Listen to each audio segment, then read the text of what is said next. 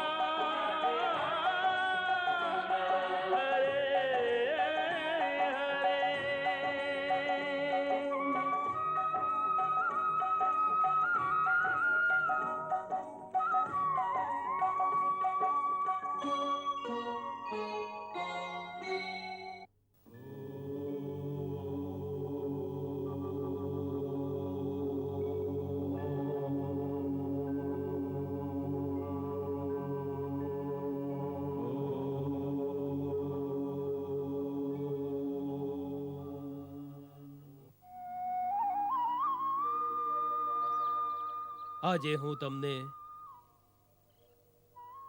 એ દિવ્ય શક્તિઓનો પરિચય આપીશ જે યોગ સાધના દ્વારા પ્રાપ્ત થાય છે. મનુષ્યના શરીરની અંદર એક સૂક્ષ્મ શરીર હોય છે. એની અંદર શક્તિના 7 મુખ્ય કેન્દ્ર છે.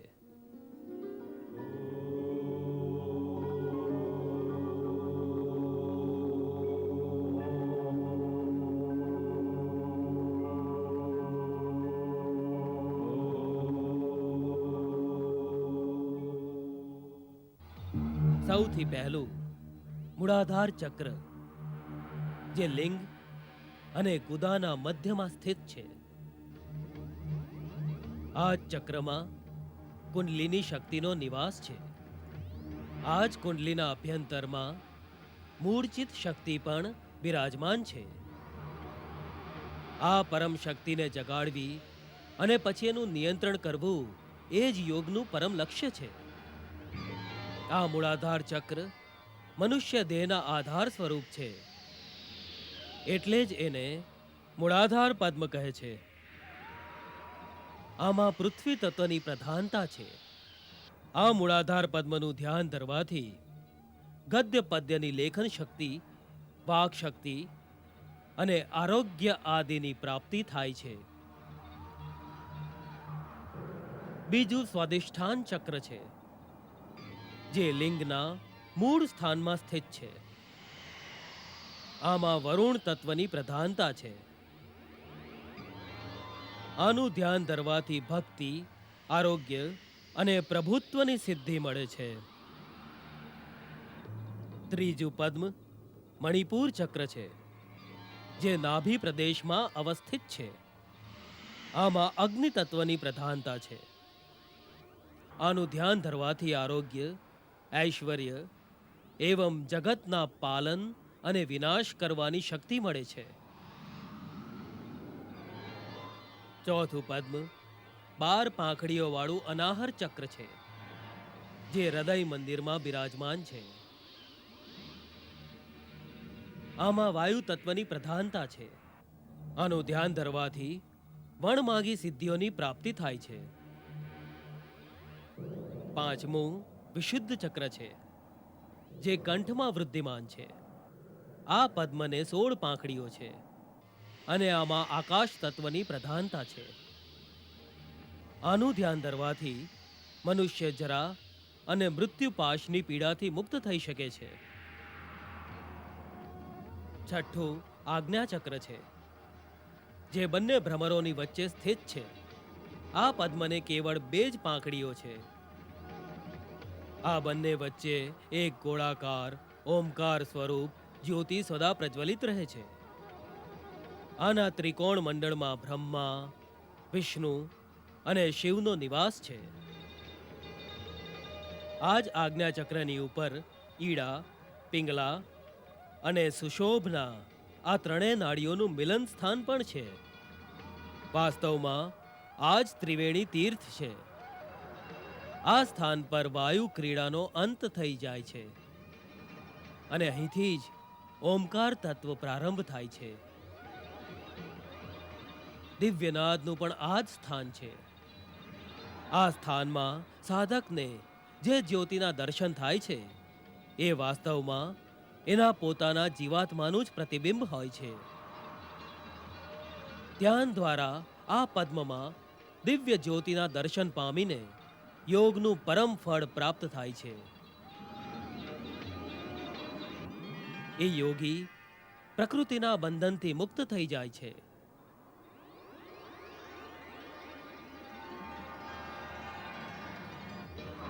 આ પશ્ચાત 7મું ચક્ર છે સહસ્વાર ચક્ર.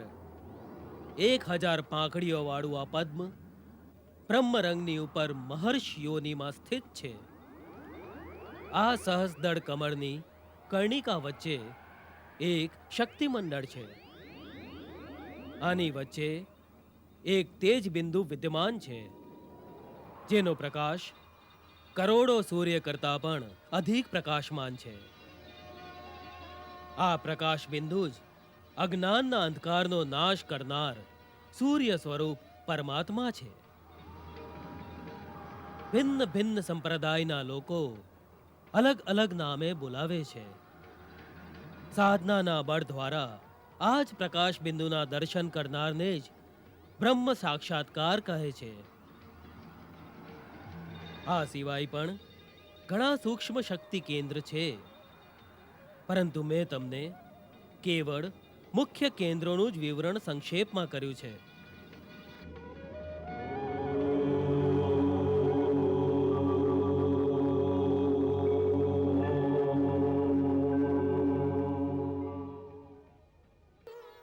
યોગ દ્વારા આ ચક્રોને જાગૃત કરી શકાય છે.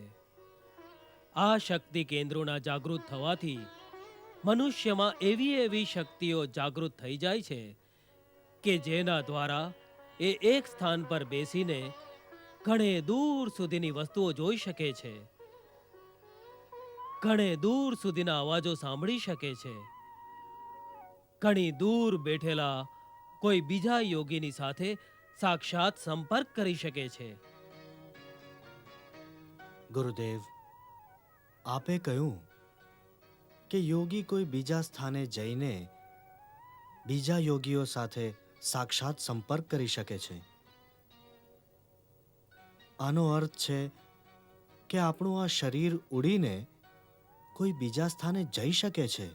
ના, પંચભૂતોથી બનેલું આપણું આ સ્થૂળ શરીર પ્રકૃતિના નિયમોમાં બંધાયેલું છે.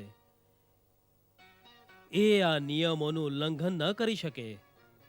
તો જેની અંદર પૂર્ણ યોગ શક્તિનો વિકાસ થઈ ગયો હોય, એ આ સ્થૂળ શરીરને છોડીને પોતાના સૂક્ષ્મ શરીર દ્વારા જ્યાં ઈચ્છે જઈ શકે છે. હવે આ જ એક વિદ્યા મારી પાસે બાકી છે. માતા સરસ્વતીના આશીર્વાદથી કાલે હું આ વિદ્યા તમને શીખવાડીશ.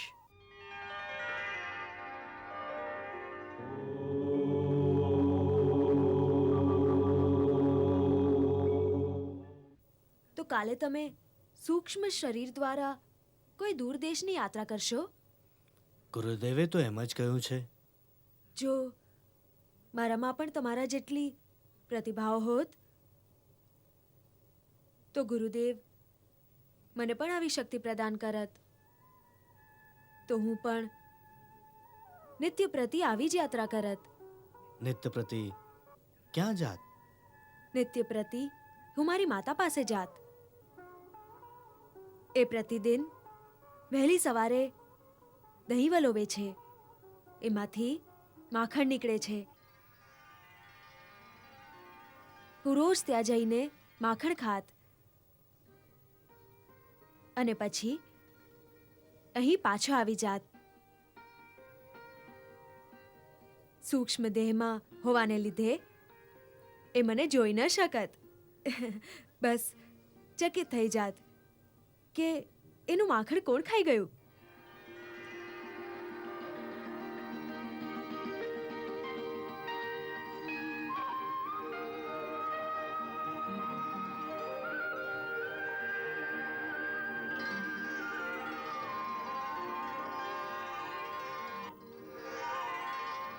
આહા, કેવું સુંદર દ્રશ્ય છે. માં દહીં વલોવે છે અને તું ચૂપચાપ એની પાસે બેસીને માખણ મિશ્રી ખાય છે. ના, મિશ્રી નહીં. અમારી પાસે એટલું ધન નથી કે અમે મિશ્રી ખરીદી શકીએ. હા, ક્યારેક ક્યારેક કોઈ યજમાનના ઘરેથી થોડો ગોળ મળી જાય તો બસ મોઢું મીઠું કરી લઈએ છીએ. તો ભલે, જો અમે યાત્રા વખતે તારા ગામેથી પસાર થઈશું તો હું તારી માનું માખણ અહીં લઈ આવીશ. તો ખૂબ આનંદ આવશે. માં ઘણી ચકિત થઈ જશે. પણ સાવધાનીથી માખણ ઉપાડજે. જો માં તને જોઈ જશે તો સોટીથી મારશે. તું ચિંતા ન કર મિત્ર, મને માખણ ચોરતા સારી રીતે આવડે છે.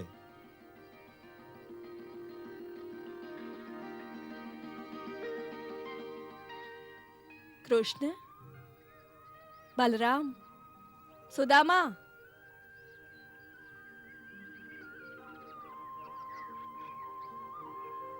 પ્રણામ ગુરુ માતા. દીર્ઘાયુ ભવંતુ. આજે વનથી લાકડી લાવવાનો વારો તમારા ત્રણેયનો છે, માટે થોડા જલ્દી ચાલ્યા જાઓ. આકાશમાં વાદળો છવાયેલા છે, ક્યાંક વર્ષા ન આવી જાય. પરંતુ પહેલા મારે આપના રસોડામાં પાણીના 5 ઘડા મૂકવાના છે. એ માટે હું કોઈ બીજાને કહી દઈશ. હમણાં તમે ચાલ્યા જાઓ, જેથી વર્ષા આવતા પહેલા તમે પાછા આવી જાઓ.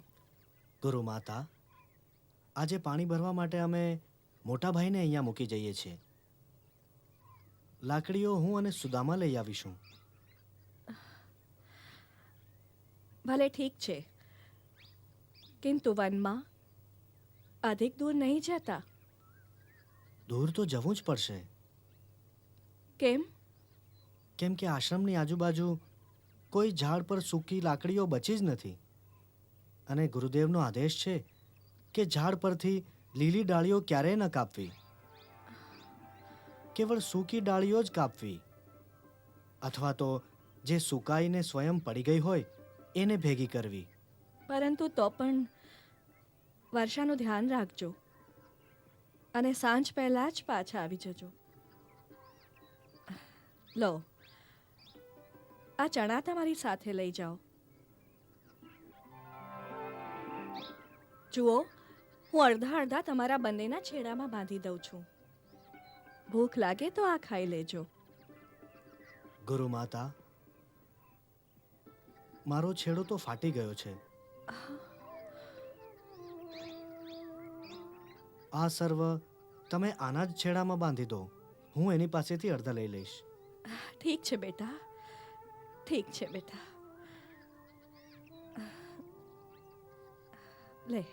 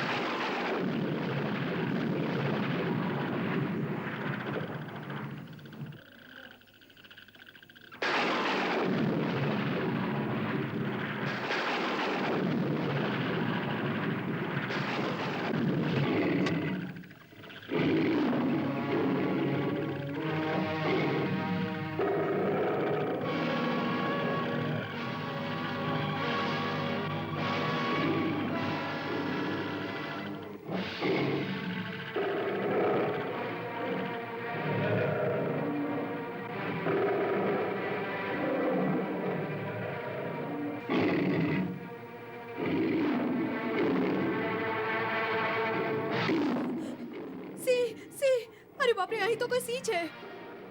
અરે અરે અરે અરે, તો શું થયું? ડરે છે કેમ? પૂછે છે ડરે છે કેમ? એ આપણને ખાઈ જશે. અરે વાહ, મારા હોવા છતાં કેવી રીતે ખાઈ જશે? તું કોઈ મહાવીર છે કે તારાથી ડરી જશે? એ વાત સાચી છે. તો એક જ ઉપાય છે બચવાનો. કયો?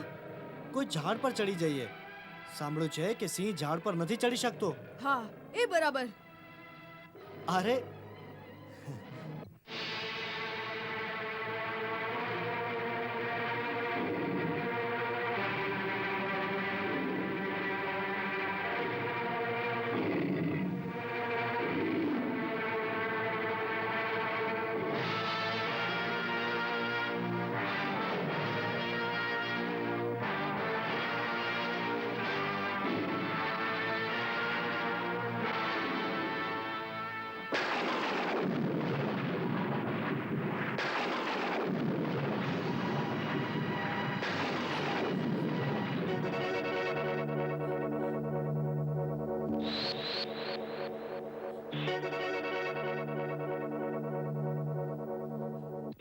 કૃષ્ણ બચાવ! હવે શું થયું? ત્યાં જો, સામેની ડાળી પર નાગ બેઠો છે. તો શું થયું? એ બિચારાને પણ વર્ષાથી બચવા માટે કોઈ સ્થાન જોઈએ.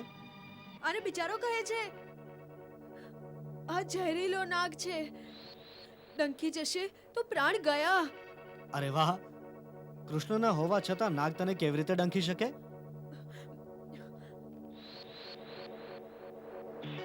અરે તું પોતાને સમજે છે શું કે નાગ પણ તારા ડરથી મને નહીં ડંખે?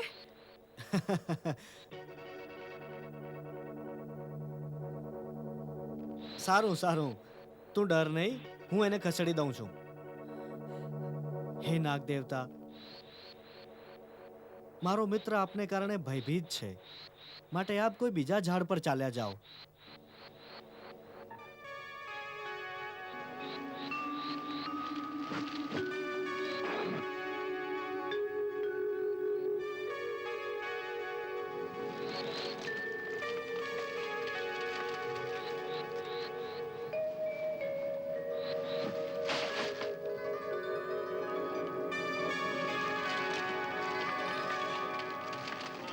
તું કેવો છે?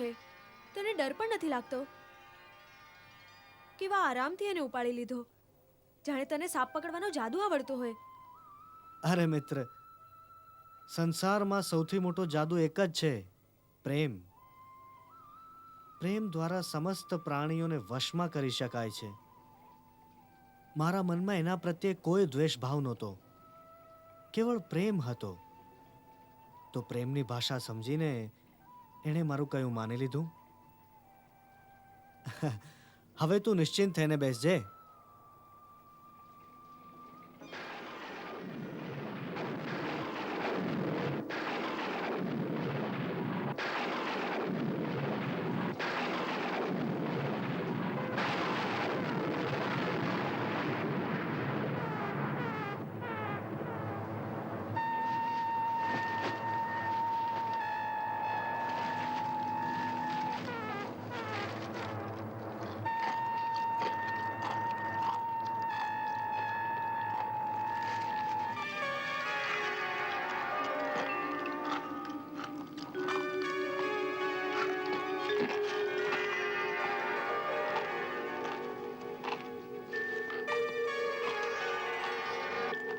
અરે, આ કડકડનો અવાજ ક્યાંથી આવે છે? તું કંઈ ખાય છે કે? ના, આ તો ઠંડીના લીધે મારા દાંત કડકડ થાય છે. એમ? બહુ ઠંડી લાગે છે કે? હા, આખું શરીર ભીંજાઈ ગયું છે. ઓહો, મને પણ બહુ ઠંડી લાગે છે. સાંભળ્યું છે કંઈ ખાઈ લેવાથી શરીરમાં ગરમી આવી જાય છે. તો લાવ પેલા ચણા જે ગુરુ માતાએ આપ્યા હતા, બંને વેચીને ખાઈ લઈએ. ચણા? કયા ચણા? તારા છેડામાં બાંધ્યા હતા ને? મારા છેડામાં? એ તો ઝાડ પર ચડતી વખતે ડાળીઓ સાથે અથડાઈને ભીના છેડાની ગાંઠ ખુલી ગઈ હતી, જેથી બધા ચણા નીચે કીચડમાં પડી ગયા. ઓહો, આ તો બહુ ખરાબ થયું. કેમ કે તને તો ભૂખ બહુ જલ્દી લાગી જાય છે ને? તો હવે શું કરીશ?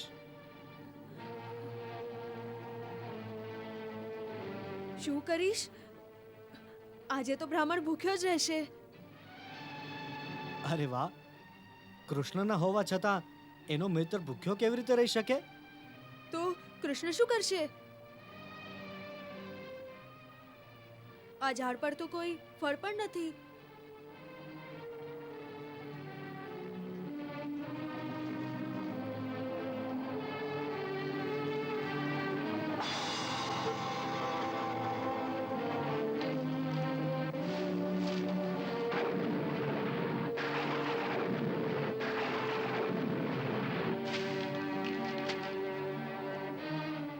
ઝાડ પર ફળ નથી, પરંતુ કૃષ્ણ પાસે ખાવા માટે ચણા તો છે.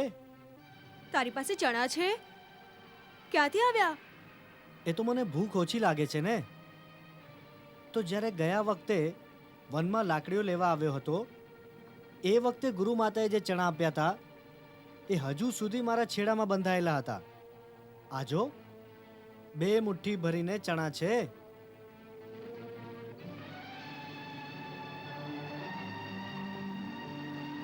લઈ લે અને જલ્દીથી ખાઈ લે.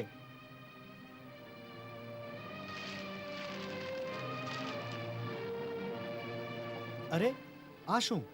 આ બંને મુઠ્ઠી તારા માટે જ છે. નહીં, આ હું કેવી રીતે લઈ શકું? તું શું ખાઈશ?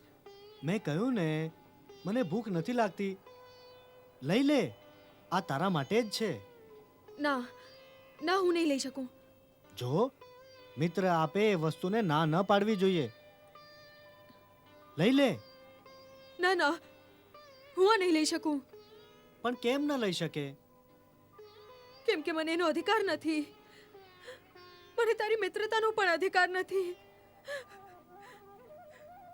મેં તને દગો આપ્યો છે કૃષ્ણ, મેં તને દગો આપ્યો છે. ગુરુ માતાએ આપેલા બધા ચણા તને જૂઠું કહીને હું એકલો જ ખાઈ ગયો. હું જૂઠું બોલ્યો છું.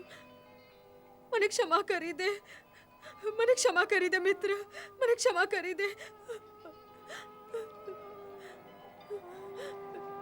અરે, જેને મિત્ર કહે છે એની ક્ષમા માંગીને એની મિત્રતાને લજાવ નહીં મિત્ર. ક્ષમા માંગવાથી મિત્રતાનો સંબંધ લજાય છે. અરે, મને દગો આપવાનો પૂરો અધિકાર છે તને, કેમ કે મિત્રતાની ઓળખ જ આ છે કે જો એક મિત્ર દગો પણ આપે તો પણ બીજો એને મિત્રતાની ઓળખ માનીને એ દગાનો હસીને સ્વીકાર કરી લે. અરે, જો બંને એકબીજા માટે સારા સારા બનીને રહેશે તો મિત્રતાની ઓળખ ક્યારે થશે? માટે ફરી ક્યારે ક્ષમા માંગીને આ સંબંધને લજાવતો નહીં મિત્ર. મિત્ર બન્યા છો તો મિત્રનું સારું ખરાબ બધું ભૂલી જાઓ.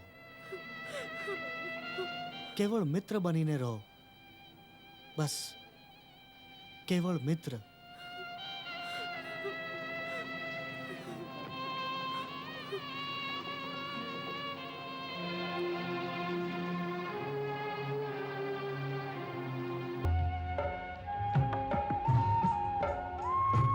नारायण देवों के देवा, निष्ठा सहित करें गुरु सेवा। पूजा हेतु सुमन चुन लाए, हवन हेतु समीधा भी जुटाएं। प्यासे वृक्षों का सिंचन करते, गोपालन को दोहन करते, गुरुवर के नित्य चरण दबा कर आशीष पाते।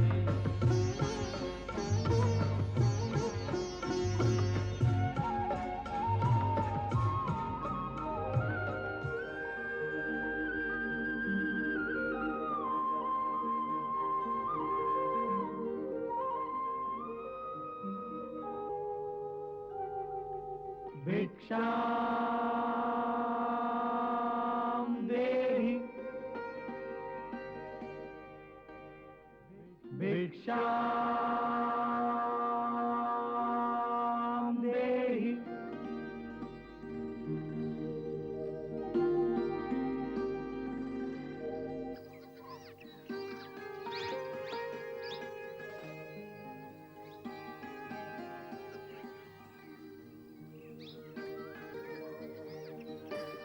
બ્રહ્મચારીઓ, આજે આવવામાં આટલું મોડું કર્યું?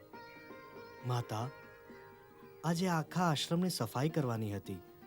બહુ કામ હતું એટલે વિલંબ થઈ ગયો.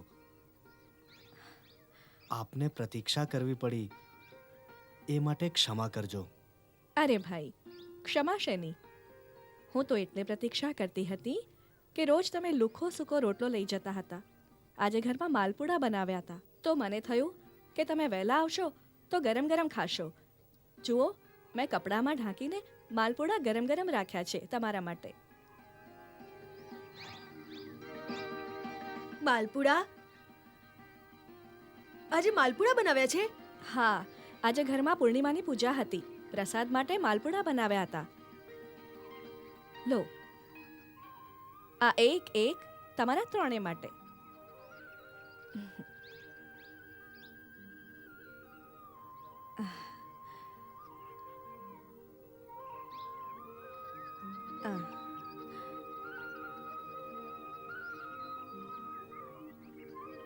હવે આ જલ્દી ખાઈ લો.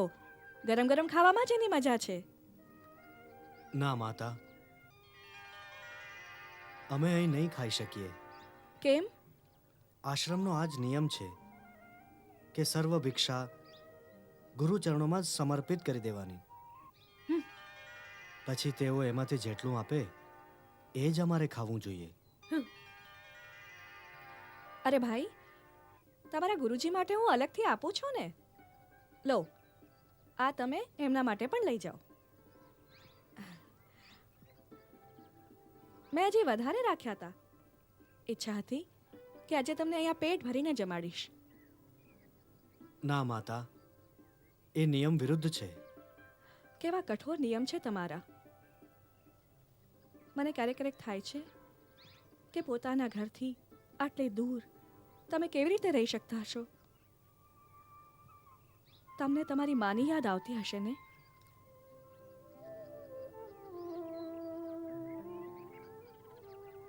વિદ્યા ગ્રહણ કરવી એક તપસ્યા છે માતા, અને તપસ્યા તો કઠોર જ હોય છે. જો કે તમે ચિંતા ન કરો, અમારા ગુરુ માતા અમારા ખાવા પીવાનું બહુ ધ્યાન રાખે છે.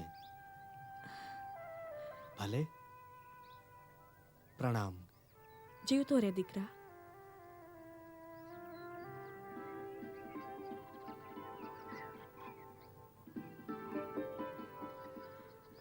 કેવો સુંદર ચહેરો છે આ બાળકનો. મન થાય છે કે એને પુત્ર બનાવી એને ઘરમાં જ રાખી લઉં. એને પુત્ર બનાવીશ તો ભાઈ શું કહેશે? એ શું કહેશે? એને તો આવો સુંદર શાંત ભાઈ મળી જશે.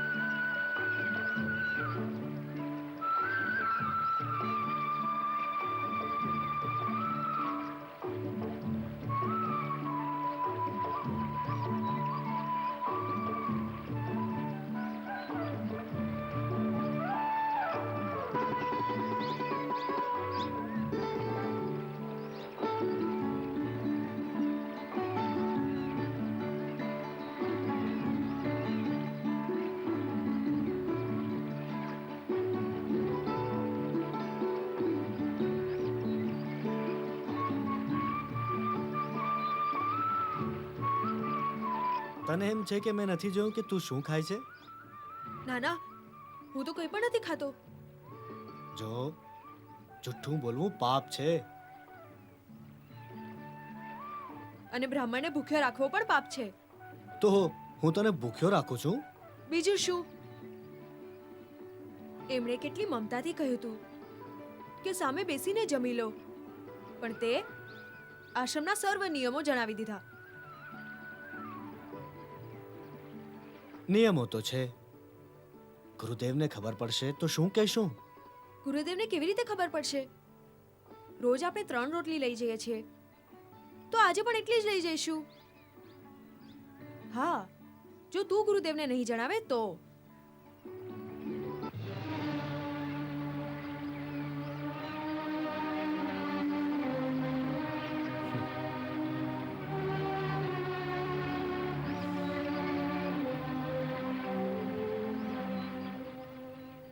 જો હું તારો મિત્ર છું, અને મિત્રતાનો ધર્મ એમ કહે છે કે મિત્રની નબળાઈઓને ઢાંકી દેવી જોઈએ.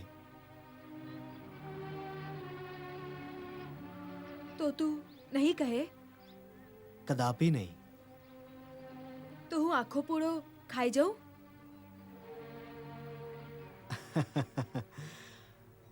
હા હા, ખાઈ જા. હું જોઈશ પણ નહીં.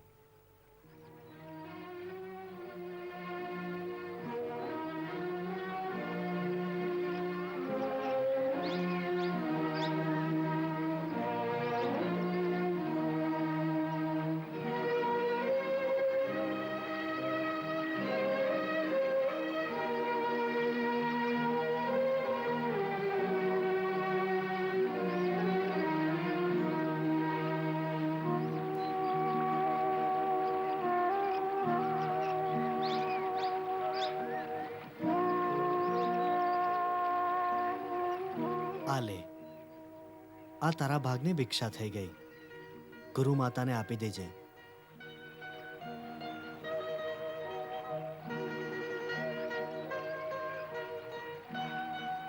ગમે તે કહે, તું મિત્ર બહુ સાચો છે.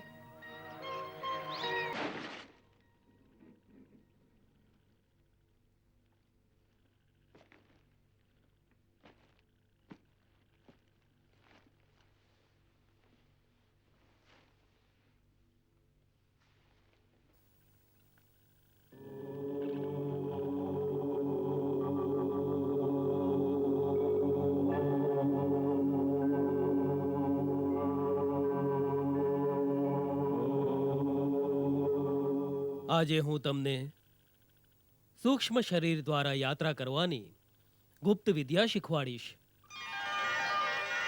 આ ગુપ્ત ક્રિયામાં સામાન્ય સ્થૂળ શરીરને એક સ્થાન પર છોડીને જવું પડે છે અને પછી પાછા ફરીને આપણું સૂક્ષ્મ શરીર ફરી આ સ્થૂળ શરીરમાં પ્રવેશ કરી લે છે.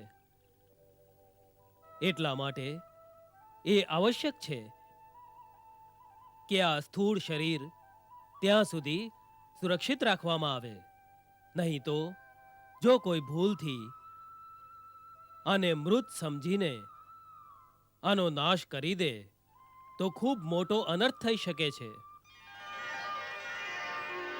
માટે આ કુટીરને ચારે તરફથી બંધ કરી દેવામાં આવે છે. બહારથી આ કુટીરની સુરક્ષાનું ઉત્તરદાયિત્વ ગુરુ માતા પર છે. તેઓ આનું ધ્યાન રાખશે. આ ક્રિયાને એ જ કરી શકે છે જેની અંદર યોગની સર્વ શક્તિઓ જાગૃત થઈ ગઈ હોય. આ શક્તિઓ ખૂબ કઠિન અને લાંબી સાધનાથી જાગૃત થાય છે.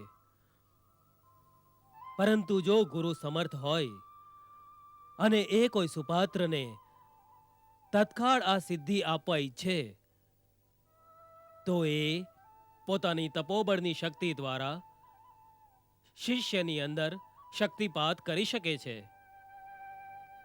જેથી શિષ્યની અંદર યોગની સમસ્ત શક્તિઓ અને સિદ્ધિઓ એ જ ક્ષણે જાગૃત થઈ જાય છે. આજે હું એમ જ કરવાનો છું, કેમ કે માતા સરસ્વતીનો આ જ આદેશ છે કે હું મારી પાસે કંઈ રહેવા ન દઉં, સર્વ કંઈ તમને સમર્પણ કરી દઉં.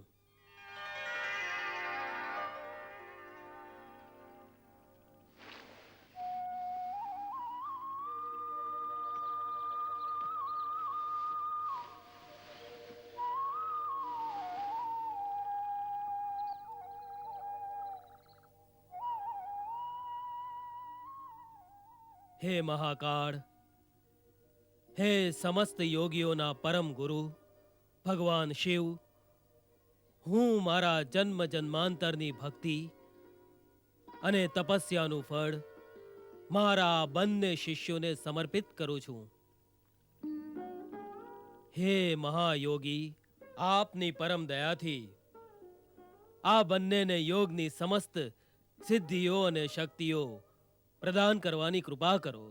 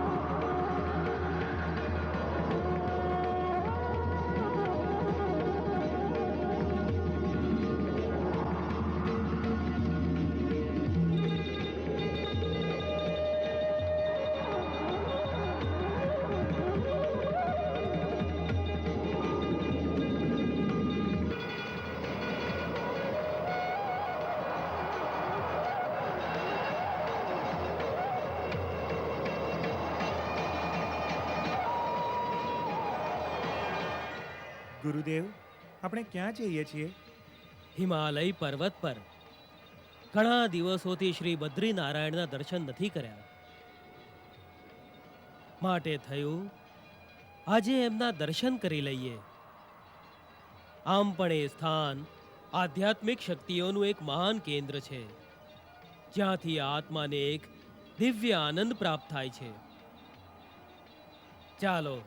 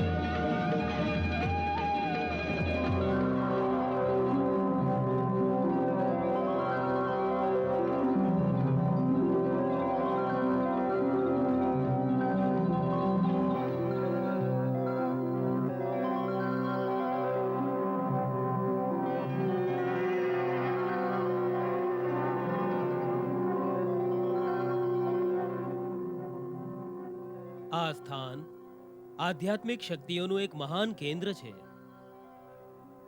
માટે મોટા મોટા સિદ્ધ યોગી, મહાત્મા, દેવતા અને ભક્તો આ પરમ પવિત્ર બદ્રીવનમાં નિરંતર તપસ્યા કરતા હોય છે.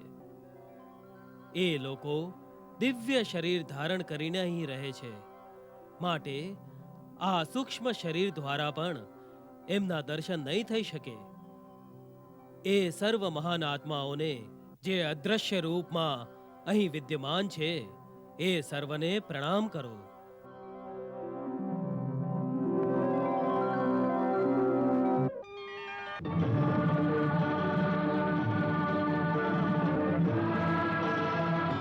बद्री विशाल,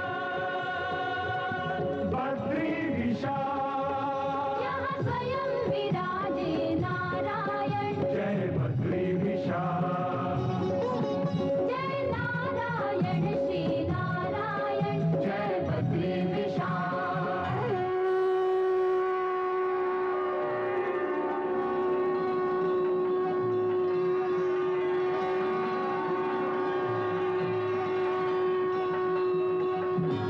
बद्री विशाल,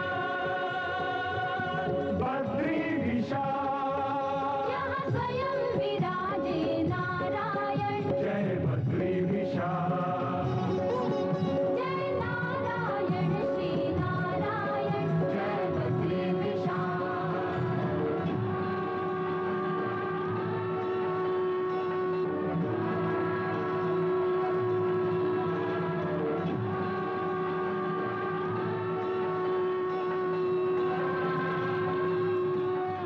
कृष्णा